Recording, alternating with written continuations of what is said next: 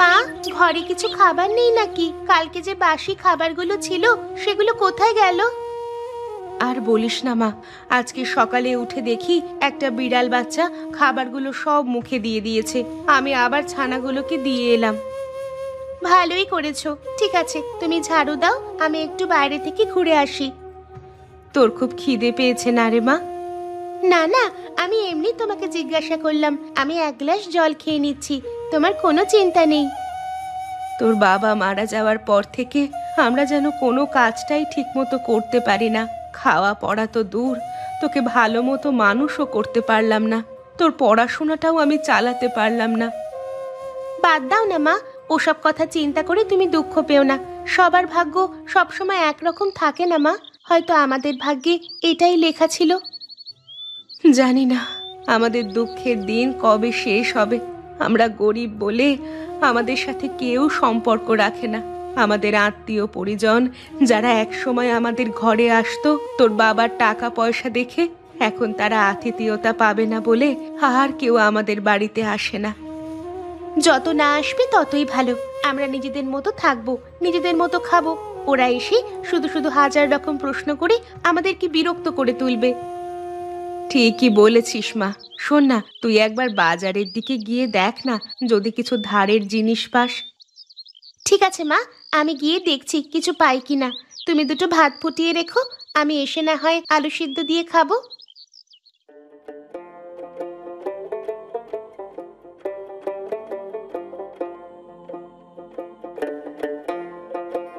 কিরে রতন, কোথায় চললি? কোথায় আবার যাব কাকা, আমার মাংসের দোকানে মাংস কাটতে যাচ্ছি। তোর এখন বেশ রমরমা ব্যবসা চলছে বল। হ্যাঁ কাকা, মানুষের ভালোবাসায় সে তো চলছে বটেই। এই একটা ব্যবসাতেই তো ভরসা, যদি ভালোভাবে না চলে তাহলে কি করে চলবে আমার? তা তো বটেই। গোপাল মরে যাবার পর থেকে তোরই তো বাজারে একমাত্র দোকান। ভালোভাবে দোকানটা চলবে দেখে নিস।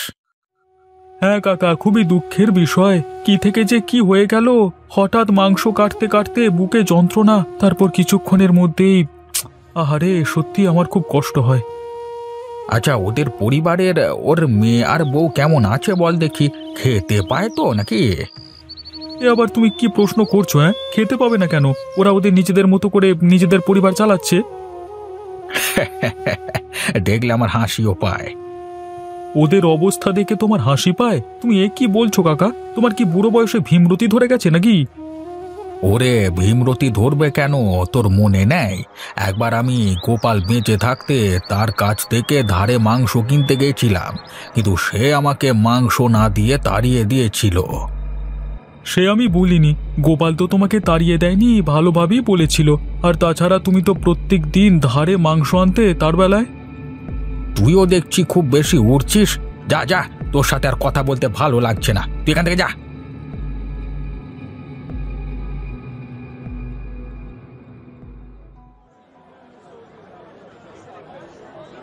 এই নিয়ে যান, নিয়ে যান, একদম শীতের দিনের তাজা সবজি নিয়ে যান। খুব স্বল্প মূল্যে আমার কাছ থেকে নিয়ে যান তাজা তাজা সবজি। এই সবজিতে কোনো ভেজাল নেই।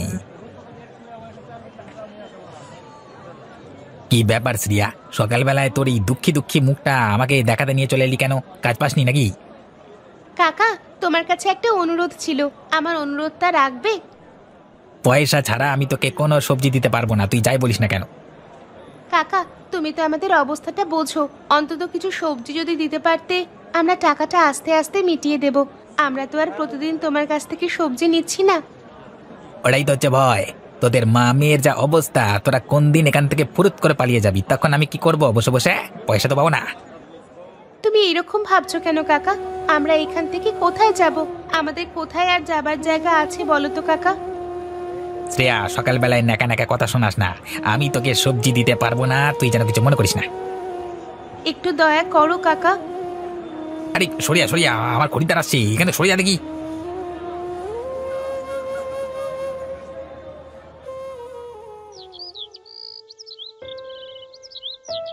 আরে ওই তো গোপালের বউটা আসছে বলে মনে হচ্ছে। এই যাই যাই, একবার কথা শুনিয়ে দি। এই যে লতা, দাঁড়াও, তোমার সাথে কিছু। ওরে বাবা, আমার মাথাটা ঘুরছে কেন? আরে আরে কাকার কি হলো? এভাবে অজ্ঞান হয়ে পড়ে গেল কেন? না না, ওনাকে তো এইভাবে এখানে ফেলে রাখা যায় না। আমি আশেপাশের দুজনকে ডাকি, ওনাকে আমাদের বাড়ি নিয়ে যেতে হবে। আমাকে যেন কিছু বলতে যাচ্ছিলেন, মনে হচ্ছে শরীর খারাপ নিয়ে বলতে যাচ্ছিলেন। লতা, আরে ও লতা, কোথায় গেলে? কোথায়? একবার বেরিয়ে এসো দেখি। কি হলো নীলিমাদি, তুমি ডাকছো কেন আমাকে? কিছু দরকার ছিল নাকি? দরকার তো ছিল ভাই, শুনলাম নাকি হরিপদ কাকা তোমাদের বাড়িতে আছেন। তা কি হয়েছিল ওনার?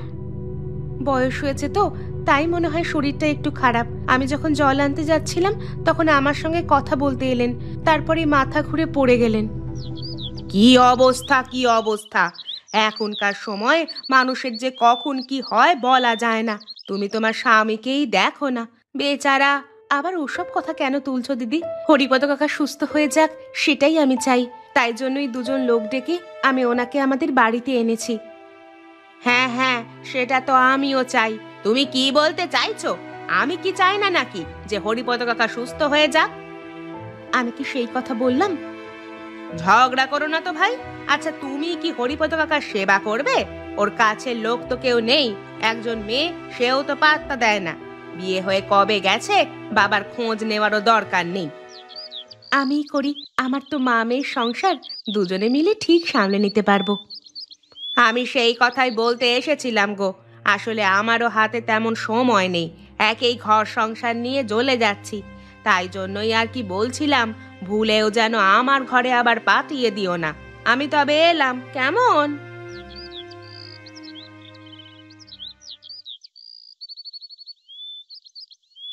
ও কি বলতে এসেছিল গো মা? কি আর বলবে, ভেবেছিল হরিপদ কাকাকে বোধহয় ওর ঘরে পাঠাবো। যাতে না পাঠাই সেই ব্যবস্থাই করতে এসেছিল। ওইসব মানুষদের মানসিকতাটাই ওরকম। বাদ দাও তো, চলো ঘরে চলো।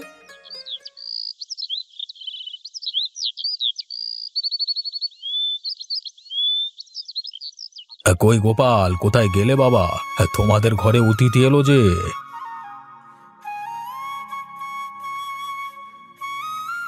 আরে, আপনাকে তো ঠিক চিনতে পারলাম না। তুমি নিশ্চয়ই গোপালের বউ লতা, তাই তো? দেখো দেখো, তুমি আমাকে চিনতে পারলে না, কিন্তু আমি তোমাকে ঠিক চিনে ফেললাম। কিছু মনে করবেন না, আমি সত্যিই আপনাকে চিনতে পারছি না। গোপালকে ডাকো, গোপাল ঠিক বলে দেবে আমি কে। আমি তোমার দূর সম্পর্কের এক আত্মীয়। কিন্তু ওকে আর কি করে ডাকবো? ও তো চলে গেছে, আজকে মাস 6 হয়ে গেল। তার মানে আমি তো জানতাম না ব্যাপারটা। এতটুকু বয়সে কি হয়েছিল ওর? হঠাৎ করে বুকে যন্ত্রণা, তারপর আর কথা বলেনি। ইস, আমি যদি আগে জানতাম তাহলে তোমাদের সঙ্গে অনেক আগেই আমি দেখা করে যেতাম। আপনি আর কি করে জানবেন বলুন? আপনি আসুন, ভেতরে আসুন। হ্যাঁ হ্যাঁ, তোমাদের কোনো চিন্তা নেই। আমি এখন বেশ কিছুদিন তোমাদের এখানে থাকবো, জমিয়ে খাওয়া দাওয়া হবে।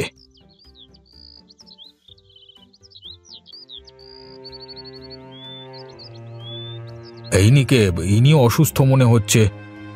ও আমাদের পাড়ার একজন কাকা। আজকে আমার সাথে কথা বলতে গিয়ে রাস্তায় অজ্ঞান হয়ে পড়ে গিয়েছিল, তাই জন্য আমি আমার সাথে করে নিয়ে এসেছি ওনাকে। ও, ভালোই করেছো। তা আজকে আপনার জন্য কি রান্না করব বলুন তো? আসলে আমি মাংস খেতে একটু বেশি ভালোবাসি। আমারও গিন্নি মারা গেছে অনেক বছর আগে। তা মা, তোমার হাতের তৈরি মাংস রান্না খেতে আমার যে খুব ইচ্ছে করছে। ঠিক আছে, আপনি বসুন, আমি ব্যবস্থা করছি। শ্রেয়া, একবার বাইরে আয় তো।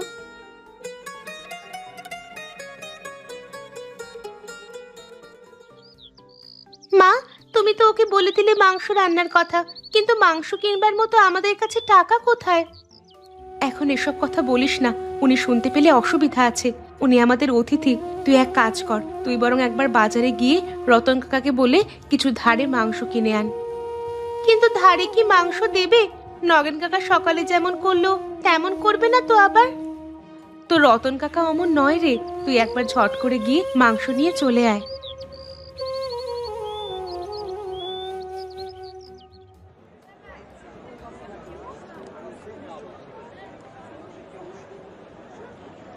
আরে শ্রেয়ামা, আয় আয়, কতদিন বাদ আমাদের দোকানে এলি।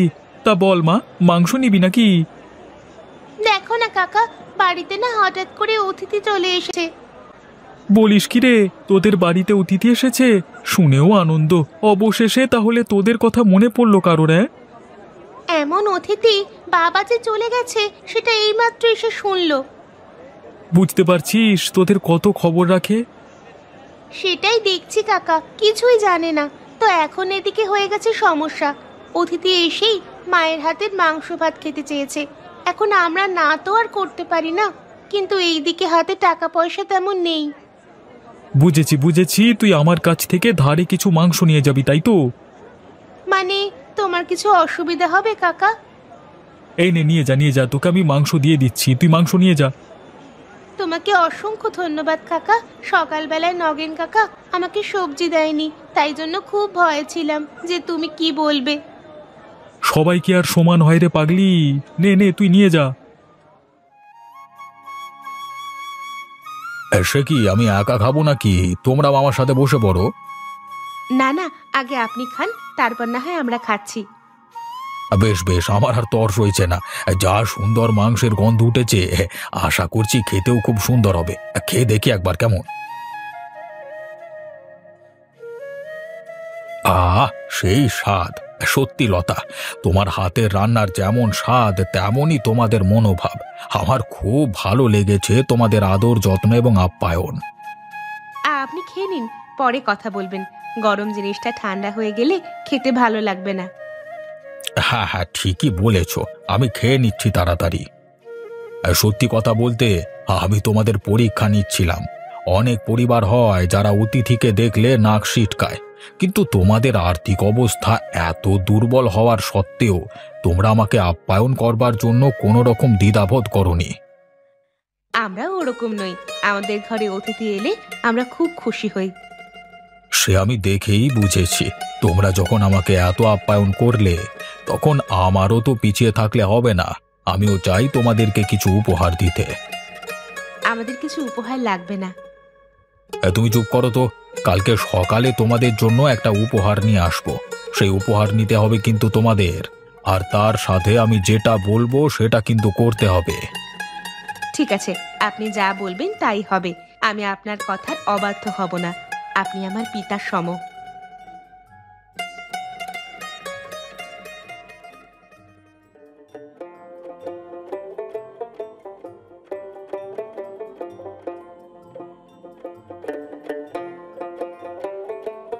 এই নাও পয়সা, এবার তুমি এখান থেকে এসো।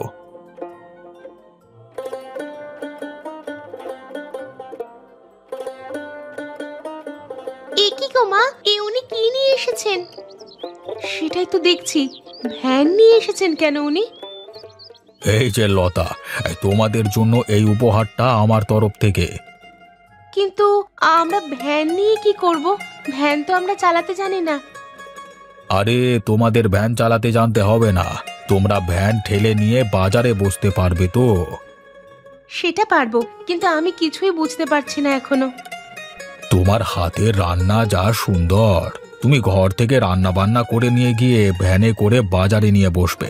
সেখানে তুমি তোমার হাতে রান্না করা খাবার বিক্রি করবে, এবং সেটা আজ থেকেই করবে। আজকে কি করে হবে? এতগুলো টাকার ব্যাপার, অন্তত খাবার দাবারের জন্য কিছু কিনতে হবে তো। তার জন্য তোমাকে চিন্তা করতে হবে না। আমি কি জন্য আছি শ্রেয়ামা। হ্যাঁ জেঠু, বলুন। এই চলো চলো, আজকে আমার সাথে তুমি বাজারে যাবে। চলো, আজকে অনেক মাংস কিনে আনতে হবে। আজকে থেকেই তোমার মা আর তুমি বাজারে মাংস ভাত বিক্রি করতে শুরু করবে। দেখবে কতজন লোক তোমার কাছে খেতে আসবে। চলুন জেঠু, আপনাকে আমি রতন কাকার মাংসের দোকানে নিয়ে যাচ্ছি। হ্যাঁ মা, তাড়াতাড়ি চলো, এইদিকে আবার ব্যবস্থা করতে হবে তো। আরে শ্রেয়ামা, ইনি সেই আত্মীয় নাকি? হ্যাঁ ভাই, তোমার কাছ থেকে আজকে মাংস নিতে এলাম। আবার মাংস? আপনি কত মাংস খান? আরে না না, আজকের মাংস কিনছি অন্য কারণে। সেটা তুমি কিছুক্ষণ পরই বাজারে দেখতে পাবে। দাও দেখি, তুমি আমাকে কিলো 5 মাংস দিয়ে দাও। বাবারে, এত মাংস! টাকা নিয়ে তোমাকে চিন্তা করতে হবে না, আমি তোমাকে দিয়ে দিচ্ছি, তুমি আমাকে মাংস দিয়ে দাও। ঠিক আছে বাবু, আমি এক্ষুনি আপনাকে দিয়ে দিচ্ছি মাংস।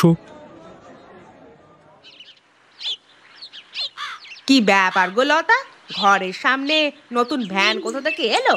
কিনলে নাকি? না দিদি, কিনিনি। আজকে আমাকে একজন অতিথি উপহার দিয়েছে। বাবা, তোমার অতিথির কত পয়সা গো, যে তোমাকে একেবারে ভ্যান কিনে দিচ্ছে? হ্যাঁ দিদি, আছে নিশ্চয়ই কিছু, না হলে তো সম্ভব নয় এত দামি ভ্যান কেনা। তা তুমি এই ভ্যান নিয়ে কি করবে? তুমি কি ভ্যান চালাবে নাকি আজ থেকে? না গো দিদি, আজ থেকে আমি বাজারে একটা ভাত আর মাংসের দোকান দেব। এই ভ্যানে করে সমস্ত জিনিসপত্র সেখানে নিয়ে যাব আর নিয়ে আসব। তোমরা করবে হোটেল? তাহলেই হয়েছে। তোমরা আবার হোটেল করতে যাবে কেন বাবু? বেশ তো তোমরা ছিলে, সুখে থাকতে আবার ভূতে ঢিল মারছে কেন? না দিদি, তুমি ভুল করছো। আমরা যদি বাজারে দোকানটা দিতে পারি তাহলে আমাদের হাতে কিছু টাকা আসবে। আমাদের অতিথি আমাদের জন্য অনেক করে দিচ্ছেন। থামো তো, টাকা?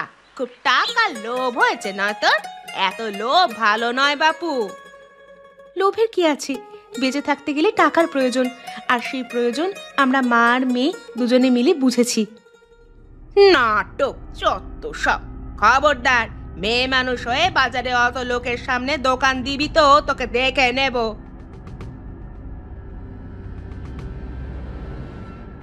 বেশ করবে, দেবে, তাতে তোমার কি? গ্রামটা কি তোমার একার নাকি? আরে কাকা, তুমি সুস্থ হয়ে গেছো? একেবারে নিজে হেঁটে বেরিয়ে আসলে দেখছি। লতা মায়ের সেবায় আমি সুস্থ হয়ে গেছি। আর লতা মা যেটা করছে সেটা একদম ঠিক করছে, কোনো ভুল কাজ করেনি। অতএব তুমি তোমার মুখটা বন্ধ রাখলেই আমি খুব খুশি হব। তাই নাকি? দুদিন আগে পর্যন্ত যার নামে চর্চা করতে, তাকেই এখন ভালোবাসছি, কারণ তারা সম্মান পাওয়ার যোগ্য। ওরাই আমার বিপদের সময় সেবা করেছে, আর কেউ করেনি। তুমি এখন এখান থেকে এসো। শোন মা লতা, নিজের গোপনীয় কথা কাউকে কোনোদিন বলবি না।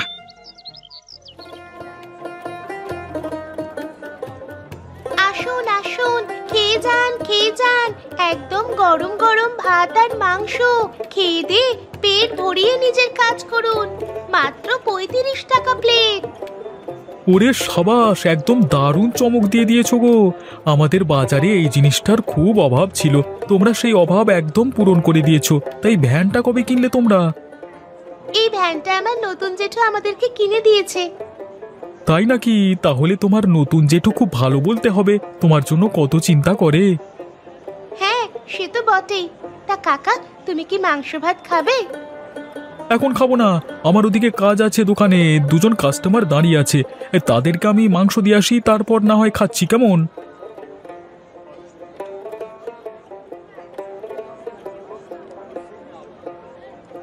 সর্বনাশ বৌদি, কি করেছো তোমরা? ভুল করে ফেললাম নাকি নগেন ভাই? আরে ওসব কথা বলো না। কই আমাকে দাও দেখি, আমি 1 প্লেট ভাত মাংস খেয়ে তারপর না হয় বাড়ি যাবো। হ্যাঁ দাদা, তুমি একটু দাঁড়াও, আমি তোমাকে ভাত আর মাংস দিচ্ছি। শ্রেয়া, তোকে সেদিন বিনামূল্যে সবজি দিলাম না বললে তুই রেগে আছিস নাকি? না না, রাগে কি আছে? তুমি যদি আমার কাছ থেকে বিনামূল্যে মাংস ভাত খেতে চাও তাহলে কি আমি দিতাম? ব্যবসার দিকটা সবাইকেই দেখতে হবে। এই তো তুই বুঝেছিস, এতেই অনেকে আবার বোঝে না, জানিস তো।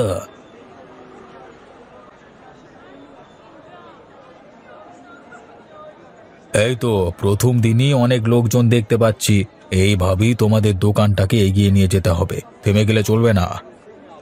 আপনাকে যে কি বলে ধন্যবাদ দেব। ধন্যবাদ দেওয়ার প্রয়োজন নেই, এবার তো আমাকে যেতে হবে। কোথায় যাবেন আপনি? কেন, আমাকে বাড়িতে ফিরতে হবে না?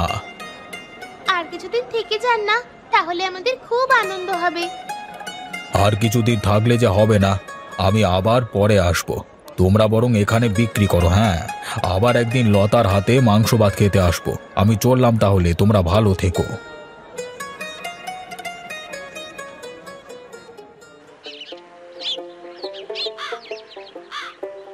এই যে মিস্ত্রিরা, খুব ভালো করে ঘরটা তৈরি করবে, কিন্তু অনেক শখের ঘর তৈরি হচ্ছে। বাবা, 2 মাসের মধ্যে একেবারে নতুন ঘর! কত পয়সা করেছো গো তোমরা? কাকিমা, দয়া করে তোমার এই টোন মেরে কথা বলা তুমি বন্ধ করবে? ও বাবা, মেয়ের আবার কথা ফুটেছে দেখছি। কথা তো বলতেই হবে, এখনকার যুগ তো আর কথা হজম করবার জন্য নয়। কেউ কেউ আবার লোকের উন্নতি দেখলে সহ্য করতে পারে না। তুই কি আমাকে এই কথাটা বলতে চাইলি? তাছাড়া আর কাকে বলবে? আমার মতো লোক যেখানে এদের সাথে মিশে একদম পরিবর্তন হয়ে গেলাম, সেখানে তুমি এখনো পরিবর্তন হতে পারলে না? আমাকে পরিবর্তন হতে হবে কেন? আমার কি দায় পড়েছে? তাহলে এদেরও কি দায় পড়েছে তোমাকে বলতে যাবার যে কত টাকা তোমার করেছে? এটা একদম দেখছি কথা বলা যাবে না। তাহলে তোমাদের প্রচুর অহংকার বেড়ে গেছে, তাই না? হ্যাঁ, হয়ে গেছে। একদম এখান থেকে যাবি বলে দিলাম, ফালতু কোথাকার। এতদিন ওরা খেতে পারছিল না, তখন কোনো দিন খবর নেয় না, আর এখন এসেছে নাটক করতে। দাঁড়াও, রতনকে আমি বলছি। এই না না, ওসব বলবার কোনো প্রয়োজন নেই। আমি দেখতে এলাম তোমাদের বাড়ি হচ্ছে, আমাদের কপালে কবে হবে কে জানে। হবে হবে, আমাদের যখন হচ্ছে তোমাদেরও হবে, কোনো চিন্তা করো না তোমরা। দেখবি ঠিক সময় ঠিক জিনিসটা হবে। আর যদি লোকের ওপর হিংসা করো, তাহলে যে জিনিসটা তোমার আছে সেটাও আর থাকবে বলে আমার মনে হয় না। অতএব হিংসা করা বন্ধ করো।